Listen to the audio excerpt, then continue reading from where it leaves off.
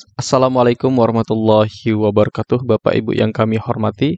Sebelum kita membahas soal-soal yang terkait dengan UP, PPG, PGSD, kami ingin menyampaikan bahwa kami telah menyiapkan e-book untuk UP tahun 2023 ini dengan cara Bapak Ibu pesan ke nomor WhatsApp 081803358023 dengan cara ketik pesan e-book UP PGSD. Di dalam e-book ini kami sudah menyiapkan sebanyak 480 soal yang perlu Bapak Ibu pelajari, dan soal-soal yang kami buat itu sesuai dengan kisi-kisi 1 sampai dengan 120. Ada rangkuman materi, kemudian soal, dan pembahasan soal.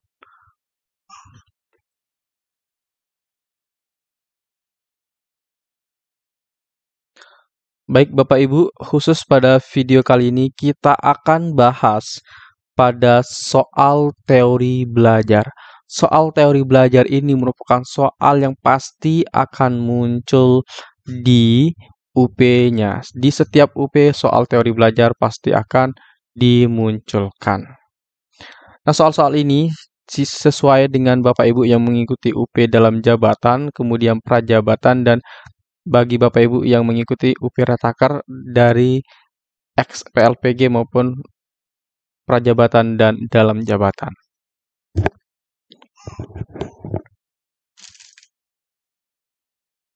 Baik Bapak Ibu, sebelum kita membahas soal yang pertama dari kisi-kisi 21, pertama kali yang akan kita lakukan adalah membedah kisi-kisinya. Bedah kisi-kisi itu diperlukan untuk kita mengetahui bentuk soal yang akan muncul Bapak Ibu. Baik, langsung saja kita bahas pada kisi-kisi 21 di indikator 1. Disajikan narasi tentang teori perkembangan peserta didik yang diterapkan dalam PBM atau proses belajar mengajar. Peserta dapat menentukan teori perkembangan apa yang sesuai. Nah, di sini Bapak Ibu akan diberikan sebuah narasi soal nanti ya tentang perkembangan peserta didik. Nah, dari narasi soal tersebut Bapak Ibu harus mampu menyebutkan teori tersebut termasuk dalam perkembangan apa, apakah kognitif, ekologi, etologi, atau yang lainnya. Nah, itu yang perlu Bapak Ibu pelajari. Baik, kita akan bahas soal yang pertama.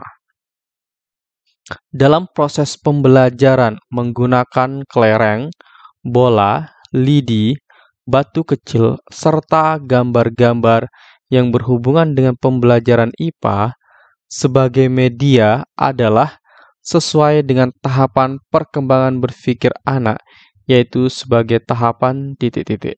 Apakah A, kemampuan menggunakan logika yang tidak terikat lagi dengan objek yang bersifat konkret? B, anak mengamati lingkungannya secara intensif? C, pengamatan bersifat egosentris? D, anak memahami bilangan dan angka dengan objek bersifat konkret?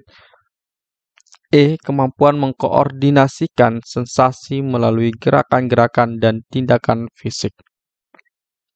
Baik Bapak Ibu, kita akan pahami dulu soalnya. Kita cari kata-kata kuncinya dan nanti baru kita akan bisa menjawab soal tersebut. Baik, kita akan pahami. Di sini, di dalam proses pembelajaran menggunakan kelereng, bola lidi, batu kecil, serta gambar-gambar.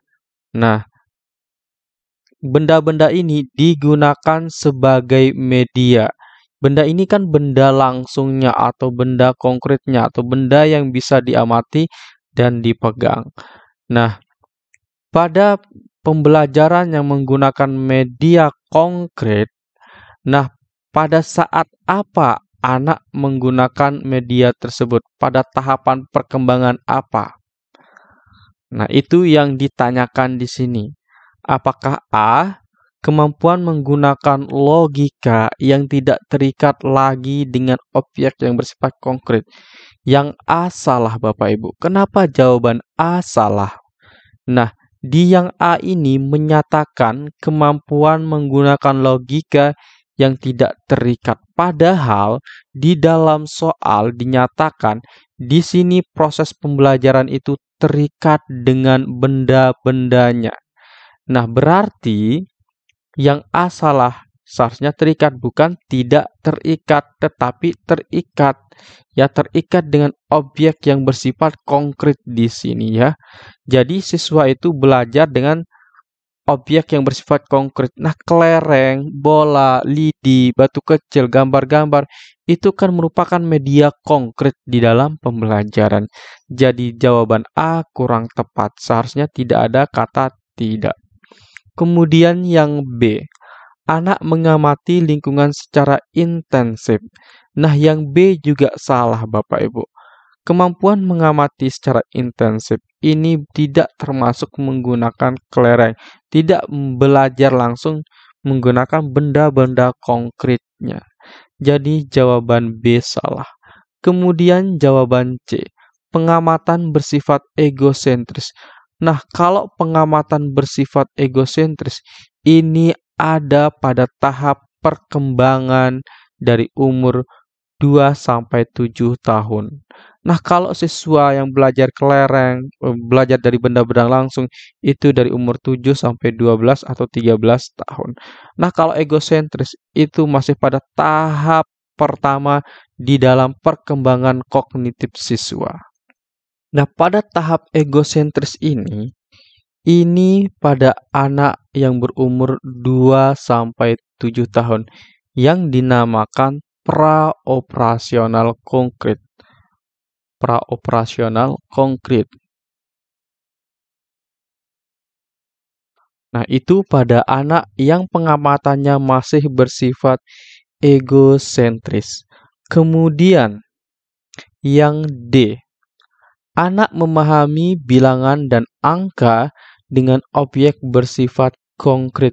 Nah, yang D lah jawaban benar Bapak Ibu. Kenapa jawaban D benar?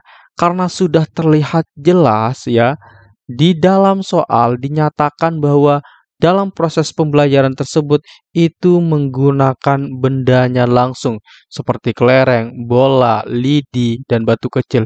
Berarti di sini anak memahami bilangan ataupun angka dengan objek yang bersifat konkret. Apa objek yang bersifat konkret tersebut? Yaitu kelereng, bola, lidi, dan batu kecil. Jadi jawaban yang tepat adalah jawaban D.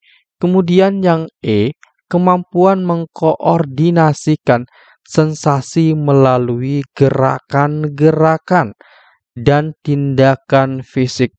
Nah, ini tidak sesuai dengan apa yang dinyatakan di soal Bapak Ibu. Nah, ini ya, ini pada tahap perkembangan pada umur 0 sampai 2 tahun ya. 0 sampai 2 tahun.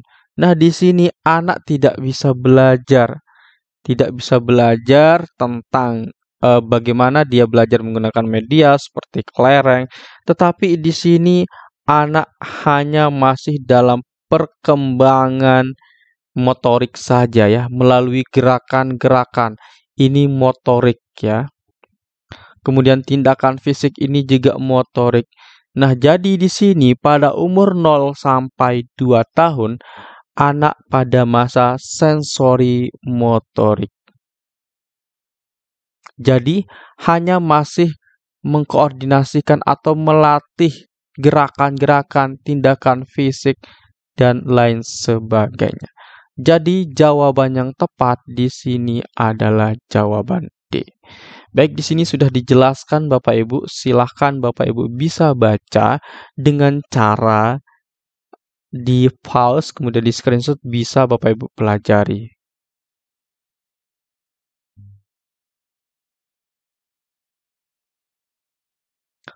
Baik Bapak Ibu, kita lanjut ke soal berikutnya.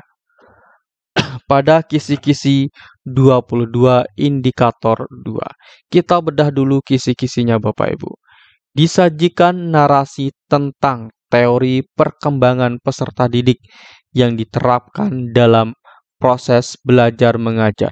Peserta dapat menganalisis teori perkembangan apa yang sesuai. Nah, di sini Bapak Ibu nanti akan diberikan soal tentang perkembangan peserta didik yang diterapkan dalam PBM. Nah, ini sama dengan yang tadi Bapak Ibu. Kisi-kisinya sama. Nah, nanti Bapak Ibu akan diberikan sebuah soal tentang perkembangan peserta didik.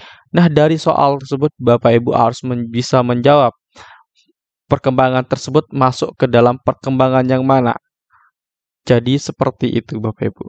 Baik, kita akan bahas soalnya. Dalam proses pembelajaran, seorang peserta didik selalu ingin mendominasi dalam suatu kelompok belajar. Dia ingin memimpin dan mengendalikan jalannya diskusi di kelompoknya dan tidak memberi kesempatan anggota lain untuk mengemukakan pendapatnya. Jika ada teman lain yang mencoba untuk memimpin jalannya diskusi, ia memisahkan diri dan cenderung belajar sendiri. Peserta didik tersebut mengalami permasalahan dalam perkembangan titik-titik. Apakah A. Moral, B. Kognitif, C. Sosial emosional, D. Spiritual, E. Metakognitif. Nah, baik Bapak Ibu, kita pahami dulu soalnya atau narasi soalnya. Nah, sebelum kita pahami, di sini saya ingin sampaikan bagi Bapak Ibu yang berminat untuk memiliki e-book soal UP, PPG, PGSD yang terbukti soal ini sangat akurat. Banyak soal yang masuk di dalam tes UP-nya. Soalnya mirip bukan sama ya Bapak Ibu. Kemudian e-book ini kami sesuaikan dengan kisi-kisi terbaru dan kami berikan sebanyak 480 soal yang dari kisi-kisi 1 sampai dengan 120. Kemudian ada rangkuman materi, soal, dan pembahasan soal. Baik, kita akan pahami langsung soal yang tadi kita bacakan Bapak Ibu. Dalam proses pembelajaran, seorang peserta didik selalu ingin mendominasi dalam suatu kelompok belajar. Nah, di sini terlihat seorang peserta didik, dia saja yang ingin mendominasi pembelajarannya dalam suatu kelompok belajar. Nah, kalau tentang suatu kelompok belajar, berarti di sini ada namanya sosial, Bapak Ibu. Dia ingin memimpin dan mengendalikan jalannya diskusi di kelompoknya dan tidak memberi kesempatan anggota lain untuk mengemukakan pendapat. Nah, di sini siswa tersebut terlihat nih. Terlihat apanya yang terlihat Bapak Ibu dari dia tidak ingin memberikan kesempatan kepada anggota kelompok lain. Kemudian dia saja yang ingin memimpin dan mengendalikan. Nah, kalau hanya dia saja yang ingin, berarti ini kepada emosionalnya. Kemudian kita lanjut, jika ada teman lain yang mencoba untuk memimpinnya jalannya diskusi, ia memisahkan diri dan cenderung belajar sendiri. Nah, ini sudah terlihat jelas bahwa dia memiliki sikap emosional yaitu egosentris atau di sini kita tulis emosional. Nah, berarti peserta didik tersebut mengalami permasalahan dalam perkembangan. Apakah A. Moral? Tentu yang A salah. Kalau moral itu terkait dengan sopan santun dan lain-lain. Kalau kognitif itu terkait tentang perkembangan cara berpikir seperti tadi yang dijelaskan di soal sebelumnya. Ada perkembangan praoperasional, ada sensori motorik, kemudian formal konkret, dan operasional konkret. Itu kalau yang kognitif. Kemudian kalau sosial emosional. Nah, jawaban C lah yang benar di sini Bapak Ibu ya. Karena terlihat dari ia saja yang ingin mengendalikan, kemudian ia cenderung belajar sendiri ketika ada teman yang lain yang berbicara atau yang memimpin jalannya diskusi. Kemudian sosialnya terlihat dari dia tidak bisa menyatu dengan orang, berarti di sini dia memiliki permasalahan pada sosialnya. Kemudian yang di spiritual tentu salah Bapak Ibu. Begitu juga tentang metakognitif. Jadi, jawaban yang tepat di sini adalah jawaban C. Nah, di sini kita bacakan saja Bapak Ibu. Perkembangan sosial emosional yaitu proses anak menyesuaikan diri untuk memahami keadaan serta perasaan ketika berinteraksi dengan orang-orang di lingkungannya, baik orang tua, saudara, teman sebaya dalam kehidupan sehari-hari. Nah, dari soal di atas ada kaitannya dengan interaksi orang lain. Nah, Bapak Ibu yang berminat untuk mengikuti bimbel eksklusif ya dengan hanya Rp200.000 nanti di pertemuan 1 sampai dengan 7 di bimbel ini kita akan bahas tentang PTK, pedagogi, teori belajar, pembelajaran abad 21, RPP dan juga kita akan bahas tentang mata pelajarannya. Kemudian pada pertemuan 8, 9 dan 10 nanti kita akan bahas tentang uh, soal-soal yang pernah muncul di UP sebelumnya, Bapak Ibu. Baik, di sini merupakan ada 2 orang yang memberikan testimoni. Sebenarnya banyak yang memberikan testimoni, tetapi kami tidak mungkin akan menampilkan semuanya di sini. Nah, di antaranya ada dari Bu Ida Wahyuni, kemudian Bu Eni Hikmatin. Nah, di sini Bu Eni saja yang saya bacakan ya Bapak Ibu. Alhamdulillah Pak, terima kasih saya lulus berkat doa dan bimbingan dari Bapak. Saya bisa melewati UP dengan tenang dan hasilnya saya lulus. Hikmah dari kegagalan kemarin adalah saya harus belajar lagi dan Allah kasih jalan saya belajar dengan Bapak. Luar biasa ilmu yang Bapak berikan. Semoga Allah memudahkan segala urusan Bapak, baik di dunia dan di akhirat. Sekali lagi saya terima kasih Pak. Oke. Kemudian dia juga menyatakan, Alhamdulillah Pak, saya akan promosikan bimbel Bapak ini. Ada 2 teman yang nggak lulus lagi, mereka mau gabung di bimbel Bapak. Semoga makin maju dan sukses bimbelnya Pak. Nah, itulah sedikit testimoni dari teman-teman peserta bimbel saya kemarin. Dan di sini di bimbel tahun 2023 pada bulan Januari Februari ini kami ada 2 sesi, ada sesi siang dan malam. Silahkan Bapak Ibu sesuaikan dengan luang waktunya Bapak Ibu. Ketika Bapak Ibu luang di siang hari, silahkan ambil siang hari. Ketika Bapak Ibu luang di malam hari, silahkan Bapak Ibu memanfaatkan yang malam hari. Di bimbel nanti kami kasih 2 tryout, kemudian video rekaman bimbel dan juga file pembahasan. Nah, yang 3 ini Bapak Ibu akan dapatkan secara gratis ya.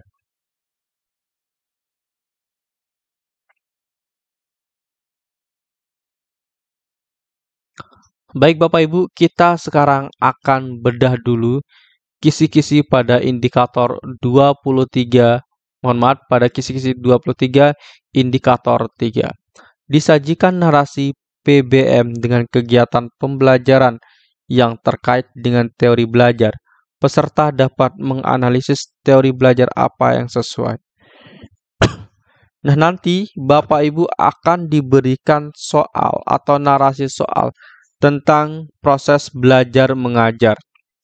Ya, terkait dengan kegiatan pembelajaran yang dengan teori belajar. Nah, nanti Bapak Ibu akan diberikan soal yang terkait dengan teori belajar. Nah, dari soal tersebut Bapak Ibu harus bisa menjawab ya, memilih jawaban teori mana yang sesuai dengan narasi soal yang diberikan. Nah, itulah terkait dengan teori belajar. Baik Bapak Ibu, kita akan bacakan langsung. Kalau Bapak Ibu ingin mendapatkan penjelasannya secara rinci, nanti kita akan jelaskan di bimbelnya Bapak Ibu ya. Baik, kita akan bahas sedikit tentang teori belajar behavioristik. Pada intinya, teori belajar behavioristik itu menyatakan bahwa seorang dikatakan belajar bila ia mampu mengubah perilakunya dari yang kurang baik menjadi lebih baik, dari yang tidak bisa menjadi bisa. Dan ciri dari teori belajar ini adalah ia menuntut ketika siswa menjawab soal, dia harus bisa menjawab soal tersebut dengan benar. Ketika siswa tidak bisa menjawab soal dengan benar, berarti siswa tersebut tidak dikatakan belajar. Nah, itulah ciri dari pembelajaran teori behavioristik ini.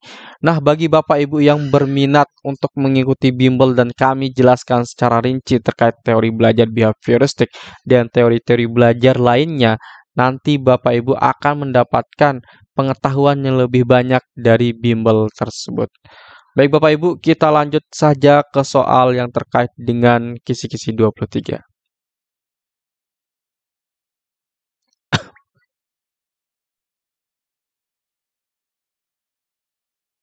Baik, kita akan bahas pada soal ini. Bu Hasti adalah guru kelas 6 SD Sukabahagia. Ia membelajarkan materi fungsi uang. Bu Hasti menempuh langkah-langkah sebagai berikut. Yang pertama, mengajukan pertanyaan tentang fungsi uang. Kemudian yang kedua, menugaskan siswa membaca berbagai sumber belajar tentang fungsi uang dan mencatatnya. Yang ketiga, meminta beberapa siswa untuk mempresentasikan hasil kerjanya. Kemudian guru memberikan penguatan. Yang terakhir adalah melaksanakan tes akhir. Teori belajar yang paling menonjol diterapkan Bu Hasti tersebut adalah titik-titik apakah A. Kognitivisme, B. Behaviorisme, C. Konstruktivisme, D. Humanisme. Baik Bapak Ibu, kita akan pahami dulu soal ini, pernyataan-pernyataan yang diberikan kita akan pahami Bapak Ibu. Baik, sebelum kita pahami Bapak Ibu, di sini kami sudah menyiapkan tryout, ada yang harganya 50.000, kemudian 25.000. Silakan Bapak Ibu baca selengkapnya apa saja yang didapatkan di dalam tryout ini. Baik Bapak Ibu, kita akan bahas dari yang pertama, mengajukan pertanyaan tentang fungsi uang. Oke. Mengajukan pertanyaan tentang fungsi uang di sini merupakan tahapan awal di dalam pembelajarannya. Nah, di sini siswa diberikan sebuah stimulus di sini Bapak Ibu. Stimulus. Nah, dari stimulus ini diharapkan nanti siswa itu akan memiliki yang namanya respon atau timbal balik yang diberikan. Bentuknya apa? Yaitu dia menuliskan, kemudian mengerjakan terkait pertanyaan yang diberikan oleh gurunya. Kemudian menugaskan siswa membaca berbagai sumber belajar. Nah, di sini menugaskan siswa membaca berbagai sumber belajar tentang fungsi uang dan mencatatnya. Ini termasuk pada tahapan respon, Bapak Ibu. Pada tahapan respon. Nah, responnya berupa apa? Siswa mengerjakan dan menulis kembali fungsi uang serta mencatatnya. Kemudian pada tahap ketiga, Bapak Ibu, meminta beberapa siswa untuk mempresentasikan hasil kerjanya. Nah, ketika guru atau Bu Hasti di sini meminta siswa untuk mempresentasikan hasil kerjanya, ini adalah tahapan yang sangat penting yang disebut dengan mimetik. Apa itu tahapan mimetik? Yaitu mengungkapkan kembali apa yang sudah dipelajari oleh siswa tersebut. Nah, mengungkapkan kembali ini merupakan ciri khas dari teori belajar behavioristik. Nah, siswa dikatakan belajar bila ia sudah mampu mengungkapkan kembali apa yang ia pelajari. Nah, melalui mempresentasikan hasil kerjanya, berarti di sini siswa akan mengungkapkan kembali apa yang sudah dipelajari dari mencatat serta belajar tentang fungsi uang tersebut. Nah, itu termasuk kepada tahapan belajar behavioristik. Itu adalah ciri khas utama belajar behavioristik. Kemudian, guru memberikan penguatan. Nah, ini juga yang disebut dengan reinforcement. Nah, reinforcement ini merupakan ciri khas juga di dalam pembelajaran behavioristik Bapak Ibu ya. Nah, guru akan memberikan penguatan di situ. Kemudian tahap akhir yaitu melaksanakan tes akhir. Nah, ini adalah ciri utama dari pembelajaran behavioristik. Ini untuk melihat apakah siswa itu telah belajar dengan baik atau tidak. Nah, ketika di dalam tes akhir siswa mampu menjawab dengan benar dan baik, maka di sini siswa dikatakan telah belajar.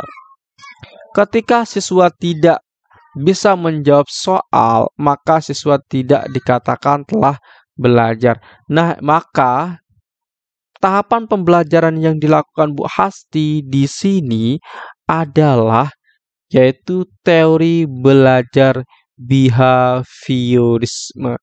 Terkait dengan kognitivisme, konstruktivisme, humanisme, nanti kita akan bahas Bapak Ibu satu persatu. Bisa saya jelaskan di sini, tetapi nanti soal yang lain tidak bisa Bapak Ibu dapatkan. Kita lanjut ke soal berikutnya Bapak Ibu ya. Jadi di sini sudah dijelaskan.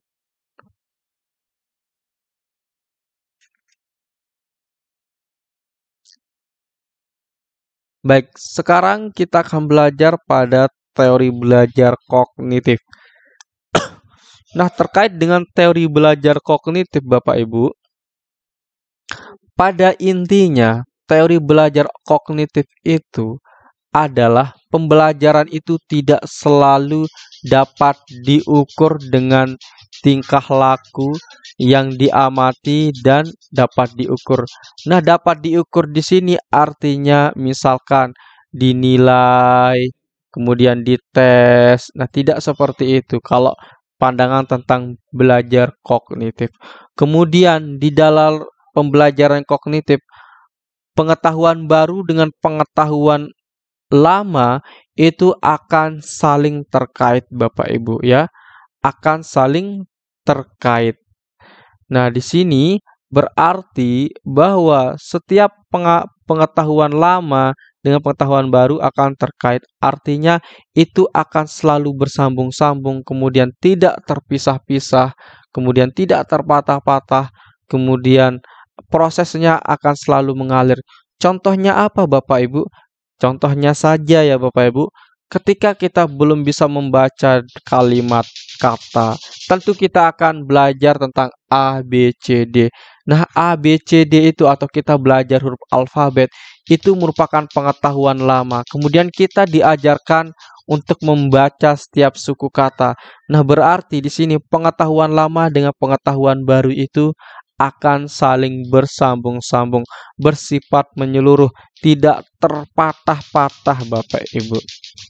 Nah, di sini faktor yang terpenting yang dapat mendukung pembelajaran menurut teori belajar kognitif itu adalah terkait dengan kemampuan kognitif atau perkembangan kognitif siswanya. Kalau perkembangannya pada tahap-tahap, misalkan pada tahap formal operasional, maka di sana tahap yang paling atas itu dapat mendukung pembelajaran akan lebih cepat dipahami. Itu menurut teori kognitif. Baik, Bapak Ibu, kita akan langsung saja ke soalnya.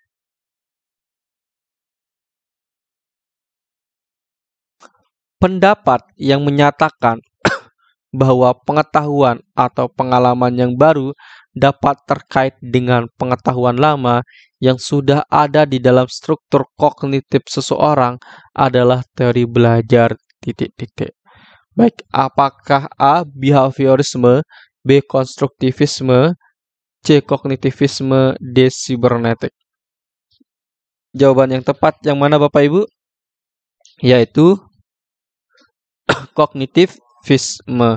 Nah, di sana tadi kita sudah jelaskan ya Bapak Ibu terkait dengan pembelajaran kognitivisme, yaitu pembelajaran bahwa pengetahuan atau pengalaman baru itu akan saling terkait atau terikat dengan pengetahuan lama. Nah, tadi kita sudah jelaskan dengan sangat jelas di pembahasan sebelumnya. Jadi Bapak Ibu yang tidak menyimak pembahasan menurut saya sangat rugi. Karena itu yang sangat penting Bapak Ibu mendapatkan pembahasannya. Oke, itu terkait dengan pembelajaran kognitivisme. Nah, bagi Bapak Ibu yang berminat untuk mendapatkan e-book UPP PG PGSD, silahkan Bapak Ibu hubungi kami dengan cara ketik pesan e-book UP PGSD, kirim ke WA 081 803 358 023.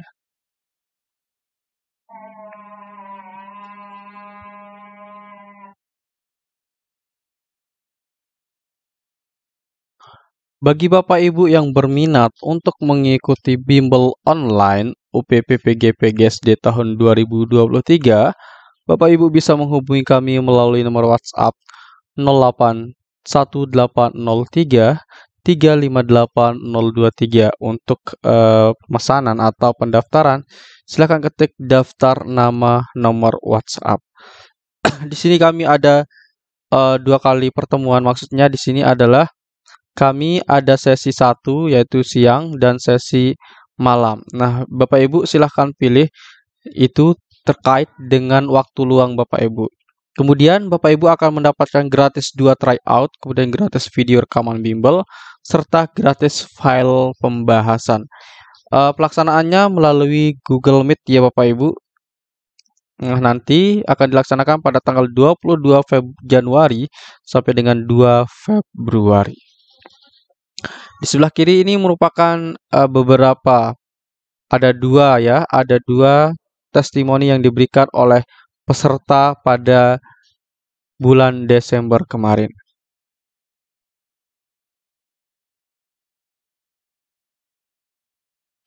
Baik Bapak Ibu, sebelum kita bahas soal yang terkait dengan teori belajar konstruktivistik, di sini kami akan bahas sedikit mengenai teori belajar konstruktivistik. Nah, pada dasarnya teori belajar konstruktivistik itu adalah proses membangun pengetahuan.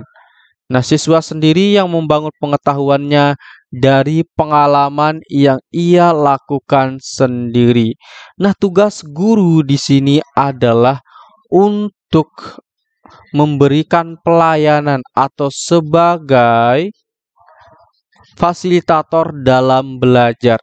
Nah, ketika ada siswa yang melakukan hal yang salah, di sini guru nanti di akhir pembelajaran memberikan perbaikan.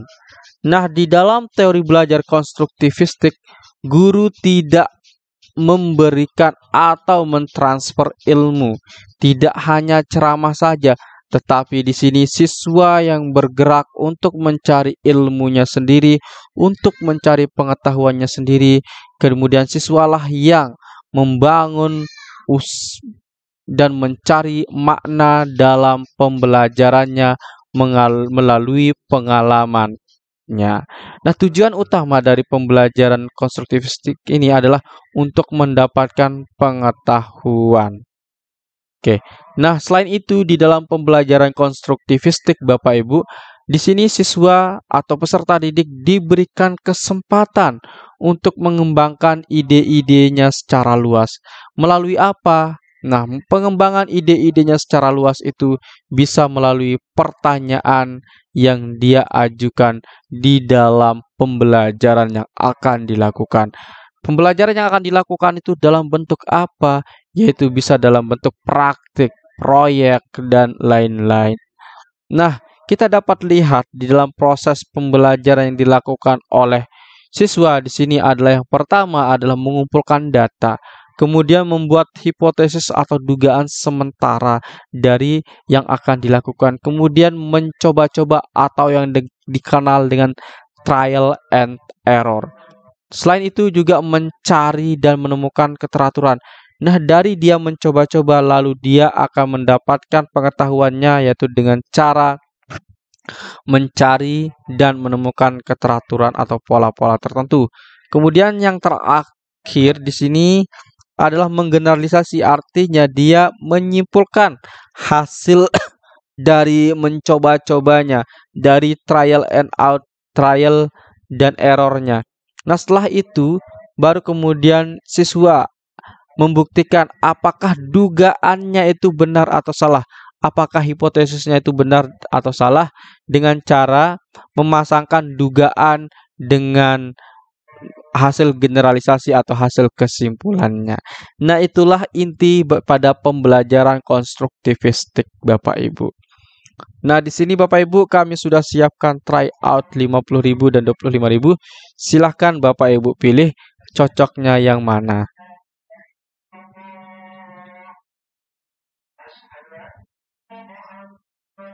Baik Bapak Ibu, di sini kami juga sudah menyiapkan 3 tryout untuk Bapak Ibu yang ingin mengetes kemampuannya di dalam memahami atau menguasai soal-soal pada UP PPG PGSD tahun 2023 ini. 3 tryout itu Bapak Ibu bisa dapatkan dengan hanya Rp60.000. Baik, kita akan bahas soalnya Bapak Ibu. Di dalam proses pembelajaran, para siswa dihadapkan dengan situasi di mana ia bebas untuk mengumpulkan data, membuat dugaan, mencoba-coba atau trial and error, kemudian mencari dan menemukan keteraturan atau pola, kemudian menggeneralisasi atau menyusun rumus beserta bentuk umum, membuktikan benar tidaknya dugaannya itu. Hal ini merupakan penerapan teori belajar titik-titik. Nah, Bapak Ibu, tadi sudah kami jelaskan dengan sangat jelas dan gamblang. Kalau soal yang ini muncul ya secara seperti ini, berarti Bapak Ibu bisa menjawabnya. Kira-kira jawaban yang tepat yang mana Bapak Ibu? Apakah sibernetik, humanistik, behaviorisme, atau konstruktivisme?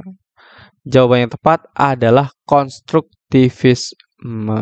Nah, tadi kita sudah pelajari ya terkait dengan cara pembelajaran di dalam pembelajaran konstruktivisme atau membangun maknanya sendiri atau mencari pengetahuan sendiri. Nah, di sini caranya sudah diberikan di sini. Yang pertama yaitu dengan pertama adalah mengumpulkan data, kemudian membuat dugaan, kemudian baru dia mencoba-coba atau trial and error, dan mencari serta menemukan keteraturan, menggeneralisasi atau menyusun rumus beserta bentuk umum, serta membuktikan benar tidaknya dugaan itu. Nah, dari benar atau tidaknya dugaan itu dipasangkan dugaan dengan rumusan, mohon maaf, maksudnya adalah dengan hasil generalisasi. Apa itu generalisasi Bapak Ibu? Yaitu kesimpulannya. Nah, kesimpulan dengan hipotesis dipasangkan. Nah, kalau sudah dipasangkan nanti akan ditemukan apakah dugaannya itu benar atau salah. Nah, dari proses mencari atau membuktikan dugaannya benar atau salah itu adalah tahap terpenting di dalam membangun pengetahuannya sendiri pada teori belajar konstruktivisme.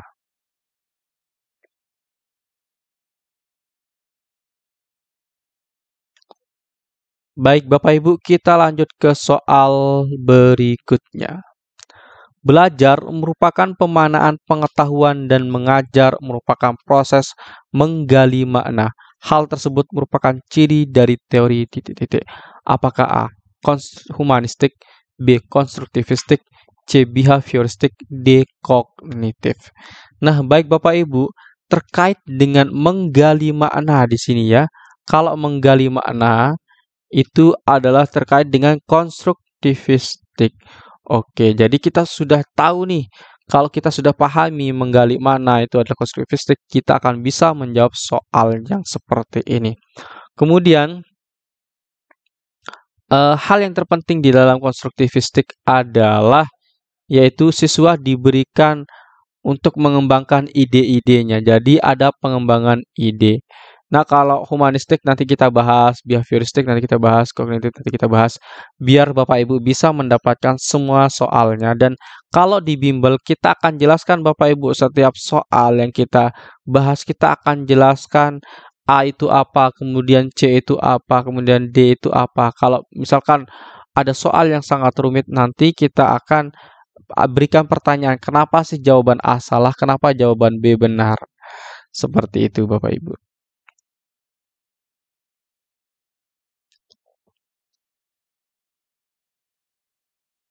Baik, kita lanjut ke soal berikutnya Bapak Ibu. Nah, ini terkait dengan soal penilaian. Nah, ini ada pada indikator yang keberapa ini saya agak lupa ya. Kita akan bahas saja Bapak Ibu. Anggap saja ini adalah soal bonus Bapak Ibu ya. Oke, kita akan bahas Bapak Ibu. Penilaian berbentuk penugasan yang bertujuan untuk siswa mampu mengolah data dan menyajikan yang dilakukan secara berkelompok. Apakah A. Penilaian proyek, B. Portofolio, C. Penilaian jurnal, D. Penilaian kinerja, E. Penilaian diri. Nah, Bapak Ibu, kita akan bahas nih. Kita akan menemukan dulu menemukan kata kunci dalam soal ini.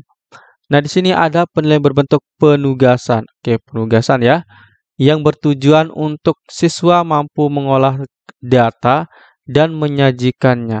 Nah, dituntut siswa tersebut untuk bisa mengolah data dan menyajikan data yang ia dapatkan, yang dilakukan secara berkelompok. Nah, penugasan ini Bapak Ibu, kemudian dia akan mengumpulkan data. Nah, kalau mengumpulkan data di sini Bapak Ibu ya, mengumpulkan data kemudian dikerjakan secara berkelompok, ini adalah penilaian proyek Bapak Ibu ya. Jawaban yang tepat di sini adalah jawaban A. Kenapa jawaban A ini yang tepat? Karena di sini mengumpulkan data. Nah, nanti di dalam mengumpulkan data itu kan perlu waktu yang sangat banyak. Nah, di sini perlu waktu untuk mengumpulkan data. Nah, karena perlu waktu yang banyak di sini, misalkan berhari-hari, maka ini terkait dengan penilaian proyek, Bapak Ibu. Nah, kemudian menyajikan juga. Nah, di sini mampu menyajikan data, ini juga terkait dengan penilaian proyek karena dikerjakan setelah nanti perlu berhari-hari, kemudian ada data yang didapatkan, kemudian dilakukan secara berkelompok juga, ini adalah penilaian proyek. Nah, kalau soalnya misalkan bunyinya nanti adalah siswa mampu menyajikan data. Siswa diminta untuk menyajikan data di depan kelas. Nah, kalau diminta untuk menyajikan, diminta untuk menyajikan di depan kelas, itu terkait dengan penilaian kinerja. Nah, tetapi karena di sini siswa diminta untuk mengolah data, kemudian mengumpulkan data, maka itu terkait dengan penilaian proyek, Bapak Ibu. Kemudian kita bahas juga apa sih itu penilaian portofolio. Nah, kalau penilaian portofolio itu adalah ada tugas-tugas atau karya-karya yang dikumpulkan. Nah, karya dan tugas itu dikumpulkan untuk dinilai. Nah, itu termasuk ke dalam penilaian portofolio. Kemudian yang C, penilaian jurnal. Nah, kalau penilaian jurnal itu terkait dengan ada jurnal yang ditulis oleh guru dalam perkembangan setiap hari yang dilakukan oleh siswa tersebut. Penilaian kinerja yaitu unjuk kerjanya yang dinilai, misalkan menyajikan data dan lain-lain. Kemudian penilaian diri ini terkait dengan penilaian sikap. Oke, jadi yang tepat di sini adalah jawaban A, Bapak Ibu.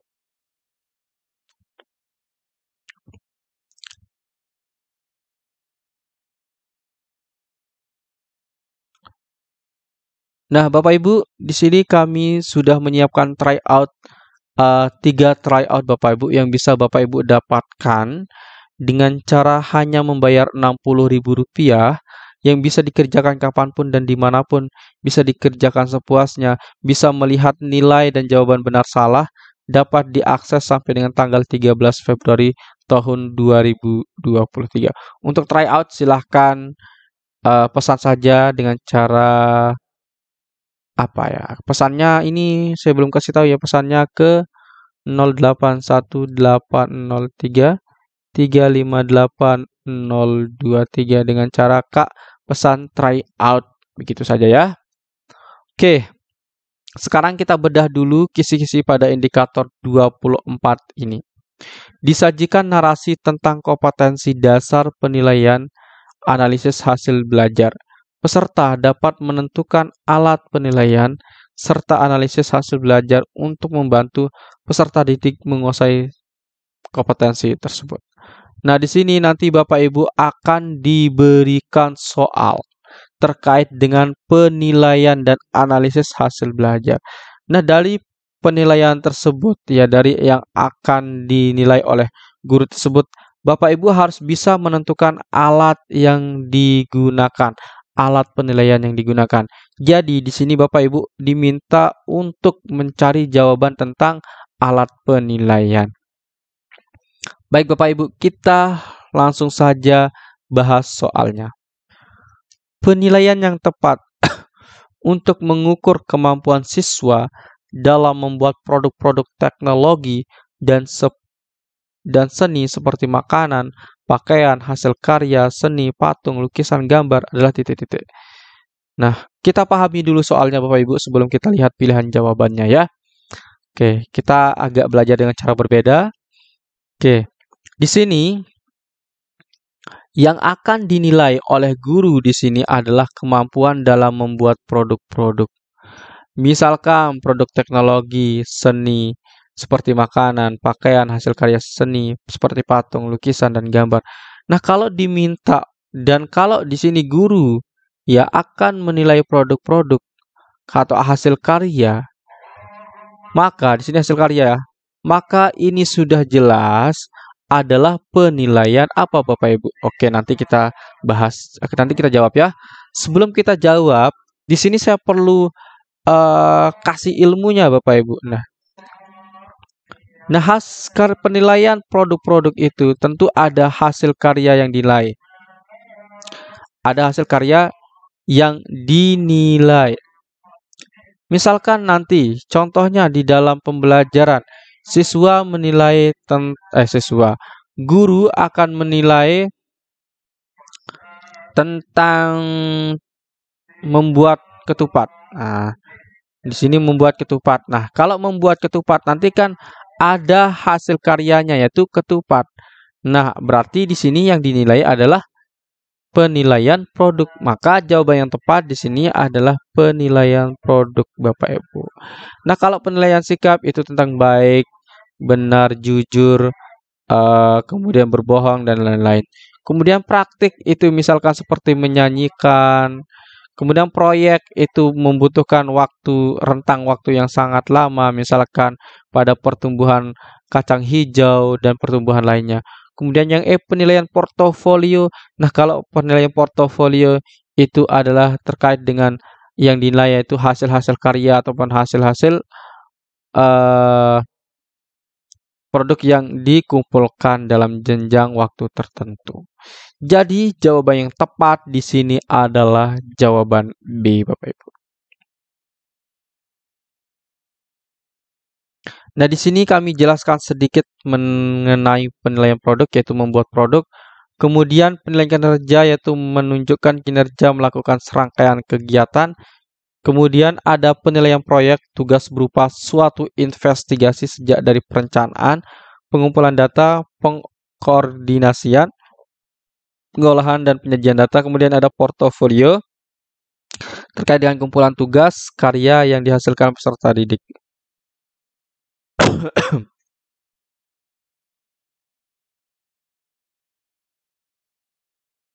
Baik Bapak Ibu, kita akan lanjut ke kisi-kisi 25 pada indikator 5. Ini merupakan soal yang terakhir yang mungkin kita bahas di dalam pembelajaran video kali ini ya. Nanti kita akan lanjut ke soal berikutnya Bapak Ibu. Santai saja, kita akan lanjut bahas nanti ya. Nah, Bapak Ibu yang ingin mengikuti bimbel, silakan Bapak Ibu menghubungi kami melalui nomor WhatsApp di sini ya.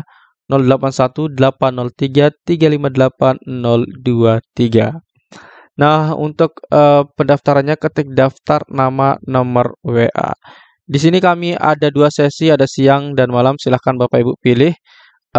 Disesuaikan saja dengan luang waktunya Bapak Ibu. Untuk pendaftaran dari tanggal 1 sampai dengan 21 Januari. Baik Bapak Ibu, kita akan bedah dulu kisi-kisi 25 pada indikator 5. Disajikan narasi tentang kompetensi pedagogik profesi guru. Peserta dapat menganalisis teori belajar serta prinsip pembelajaran yang mendidik untuk membantu menguasai kompetensi tersebut. Nah, di sini Bapak Ibu nanti akan mendapatkan sebuah soal atau narasi tentang kompetensi profesi pedagogik ya, tentang pedagogik di sini yaitu cara mendidik. Apa itu pedagogik Bapak Ibu? Misalkan cara mendidik, kemudian memberikan bantuan kepada siswa, kemudian menguasai teori-teori belajar, menguasai metode-metode belajar. Itu adalah semuanya tentang pedagogik Bapak Ibu. Nah, kemungkinan nanti di soal yang akan muncul, Bapak Ibu akan ditanyakan tentang 3 hal tersebut, tentang cara mendidik yang baik, kemudian cara menggunakan metode pembelajaran, kemudian cara menggunakan model pembelajaran, serta cara mengaplikasikan teori belajar. Nah, itu yang akan diberikan soalnya nanti Bapak Ibu. Baik, di sini kita berikan soal yang sedikit mirip dengan soal yang akan keluar nanti Bapak Ibu ya. Kita bacakan soalnya. Guru diharapkan menguasai bidang keilmuan lain ya yang menunjang proses pembelajaran. Hal ini merupakan tuntutan dari kompetensi apakah A. Pedagogik, B. Profesional, C. Kepribadian, D. Sosial, E. Budaya. Nah, kalau di sini tentang menguasai bidang keilmuan lain ya Bapak Ibu, ini terkait dengan kompetensi pedagogik. Jadi, jawaban yang tepat di sini adalah jawaban A. Nah, kalau nanti tentang yang ditanyakan adalah mengenai keilmuan tentang ke-SD-an, nah ilmu mata pelajaran matematika SD misalkan, nah berarti ini terkait dengan kompetensi profesional. Kenapa kompetensi profesional? Karena itu terkait dengan keilmuannya sendiri, yaitu ilmu tentang mapel SD. Jadi itu terkait dengan profesional. Kemudian yang C, tentang kepribadian. Nah, kalau kepribadian itu bagaimana integritas seseorang tersebut, bagaimana ia membangun diri, dan lain-lain. Kalau sosial ya sudah jelas ya, bagaimana hubungannya dengan orang lain, dengan masyarakat sekitar, dengan masyarakat sekolah, dengan teman-teman kerjanya, ataupun dengan masyarakat di luar dia. Di sini budaya tentu tentang budaya, tetapi di dalam kompetensi guru itu ada 4 ya, ada 4 yaitu pedagogik, profesional, kepribadian, serta sosial Bapak Ibu.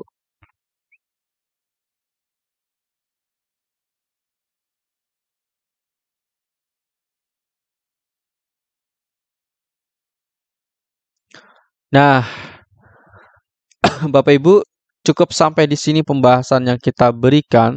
Semoga ini bermanfaat bagi Bapak Ibu semua. Bagi Bapak Ibu yang berminat untuk mendapatkan e-book yang kami sudah buatkan, di sini lengkap soal-soalnya Bapak Ibu dari kisi-kisi 1 sampai dengan 120. Untuk pemesanan Bapak Ibu bisa hubungi kami melalui nomor WhatsApp 081803358023. Oke, sekian dan terima kasih untuk soal pada indikator 26 ini. Silahkan Bapak Ibu pilih jawabannya, kemudian dijawab di kolom komentar. Assalamualaikum warahmatullahi wabarakatuh.